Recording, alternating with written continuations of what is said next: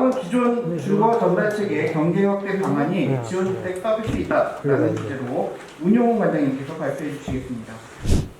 WHO에서 작년 2월에 정신건강 리포트를 발표해서 정신건강 서비스를 더 이상 개인이나 가족에게 한 전담지역에 한계가 있으므로 이걸 이제 지역에 있는 돌봄으로 바꿔가는 과정들을 제안을 했어요. 그래서 이를 위해서는 일단은 1차 진료 서비스를 하는 곳과 그다음에 지역의 서비스를 제공하는 곳하고 이제 같이 통합을 하고 정신건강이나 이런 서비스 이외에 민간에서 제공하는 서비스를 제공하는 곳하고도 공유를 해서 같이 진행하는, 그리고 이제는 2차 진료에서 신체 건강도 같이 해줘서 이분이 지역사회에서 건강하게 살아갈 수 있는 것들을 전반적인 지원이 필요하다는 것을 WHO에서 일단 발표를 한 상황입니다. 그러면 우리나라는 어떤 상황입니까? 20년도에 이미 31.2%가 이제 1인 가구로 되어 있고, 생계급여가 2016년보다 이제 2020년도, 21년도에 약 한 114.9%가 늘어난다는 반면에 거주에 관련돼서 제공돼야 되는 급여를 신청한 퍼센티지가 약 150.2%입니다. 굉장히 열악한 계층 분들이 주거급여를 신청을 더 많이 하게 되기 때문에 이분들을 위한 적절한 서비스를 확보하지 않으면은 이분들은 좀 더 열악한 환경에 계속 갈 수밖에 없다는 걸 예측할 수 있는 내용이라고 보시죠.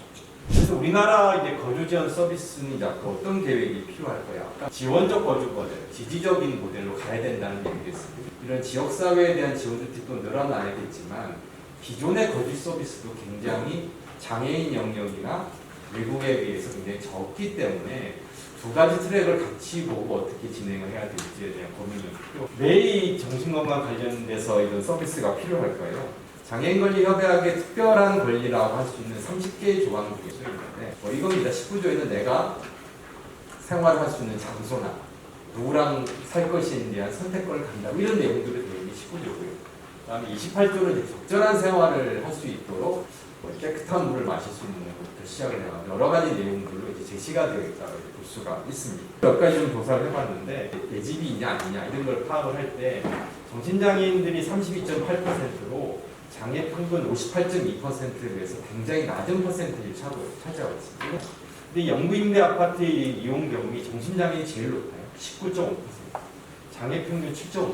경제적으로 굉장히 어려운 상황이 있는 것이고, 그로 인해서 부양의무자 제도가 폐지되기 시작하면서 나타난 기초생활 수급률이 장애인이 평균이 21.7%인데 비해서 정신장애 등록한 사람은 69.9%가 기초생활 수급률을 좀 보이고 있습니다. 이제 어떤 자립적인 생활, 독립적인 생활을 할 때 초기에 적절한 지원 서비스를 하지 못한다면 다시 병원으로, 다시 시설로, 다시 소외될 수밖에 없는 상황이기 때문에 이 두 가지 서비스가 같이 꼭 계획이 돼야 됩니다. 왜 지원주택에 대해서 우리가 논의를 해야 되냐면은 우리 회원분들이 주거 약자 내지는 주거 취약계층이기 때문에 이것도 일정 부분에 대한 지원주택으로 보고 서비스를 제공해야 되지 않을까. 시설화된 환경이라는 것들에 대해서 얼마나 극복이 가능한가를 좀 볼 수가 있습니다. 19조에 대한 내용의 집단성, 폐쇄성, 지역과 떨어지는 격리성, 본인이 선택하지 못하고 무조건 쫓아야 되는 권력의 불균형, 이런 네 가지 위험을 이제 나눠서 설명을 이제 한 걸로 보이는데, 정신건강 영역에 보면 지원주택 서비스가 얼마나 필요할까요? 이 서비스가 필요하지 않아서 신청 안 하는 게 아니에요. 안 익숙하니까. 또 하나는 직접 설명하는 것들이 굉장히 적은 분야에 있어서 지역사회 생활하는 것이 무섭다, 이런 것들이 사실 서비스와 연결되는 거예요. 증상관리가 좀 어렵고 한 것들은 뭐 생활시설이든 공동생활에서 더 잘할 수가 있어요. 24시간 케어가 필요하다고 보면. 두 번째는 지역에서 생활하지 않았기 때문에 무섭다, 이런 건 체험원 같은 것들에 대한 수요일 수 있어요. 일단 2021년도에 요양시설이나 병원이 총 인원이 한 12만 2천 명인데 이 중에 중증으로 6개월 이상 한 10만 4,654명. 이제 정신장애로 계산을 해보니까 약 98.6%가 경제적 조건이 공공임대주택에 맞는 거예요. 12,500명 정도가 지원주택의 서비스가 필요하겠다, 이런 생각이 전국적으로 들었어요. 주거에 대한 그 불안정 거주율이 한 12.4% 정도가 이제 되어 있어요. 임대료를 몇 퍼센트 정도 내야지 내가 그 집을 유지할 수가 있을까요? 보통 자기의 수입의 한 30% 정도가 넘으면 주택을 좀 그러니까 유지하기 어렵다는 얘기가 있어요. 14.7%가 우리나라는 주거에 대한 취약계층으로 조사가 되어 있습니다. 앞으로 혹시라도 나가게 되면은 17%가 집에서 벗어나서 자립을 하고 싶대요. 그 다음에 그 중에서 뭐 어디로 생활을 했으면 좋겠냐 했더니 자립생활 지원주택이라는 것의 퍼센트가 47% 정도 나왔습니다. 지역사회에 있는 중증정신질환자 수를 한 3,000명 정도 필요하지 않나 이렇게 이제 통계가 대충 나왔어요.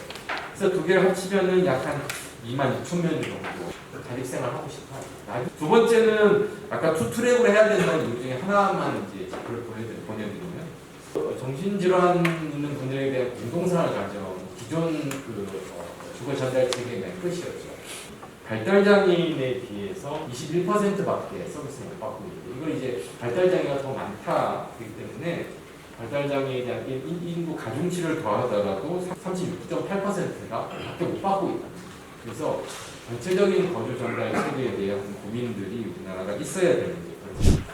그래서 앞으로 보면 어떻게 서비스들을 구성을 해야 될까? 특히 이제 혼자 살게 되면 그게 훨씬 더 많아요. 정신건강 서비스가 필요하신 분들에 대해서 심사를 해봤는데 대부분 집에 있으면은 환을 받는 곳이 없고 두 번째는 식사를 못 하시는 거예요.